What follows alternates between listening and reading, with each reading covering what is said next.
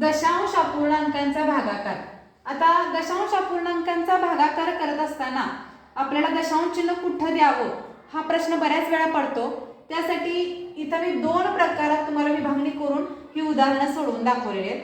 बघा इथं 35/7 आपलं उत्तर 5 आलं। मग इथं मी काय केलं 3.5/7 आपण 35/10 घेऊन सुद्धा करू शकतो, पण त्याच्यापेक्षा ही सोपी ट्रिक्स 3.5/7 म्हणजे 0.5।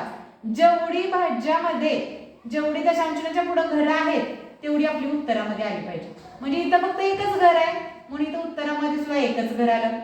पुन्हा बघा 0.35/7 म्हणजे इथं सुद्धा उत्तर दशांशाच्या पुढे दोन घर आहेत म्हणून आपल्या उत्तरात दोन घर आली पुढे।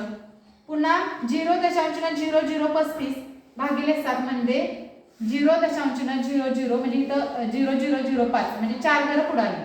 पुन्हा बघा खाली इथं 35/7 केलं मी पुन्हा इथं उत्तराला 5। आता भाजकामध्ये दशांश तुम्हाला दिले, इथं भाज्यामध्ये दिलेले आहेत आणि इथं भाजकामध्ये दिलेले आहेत। इथं बघा 35/0.7 इथं जेवढ्या दशांशाच्या पुढे घर आहेत तेवढ्या शून्य वाढवायच्या। इथं 0.7 ने मी भागलं म्हणून इथं उत्तर माझं आलं 50। परत 35/0.07 इथं दोन घर आहेत पुढं म्हणून मी तेवढ्या दोन शून्य दिल्या। पुन्हा 35/0.007 तीन घरं पुढे आहेत मी उत्तरात 3 शून्य पुढे दिल्या 5च्या पुढे।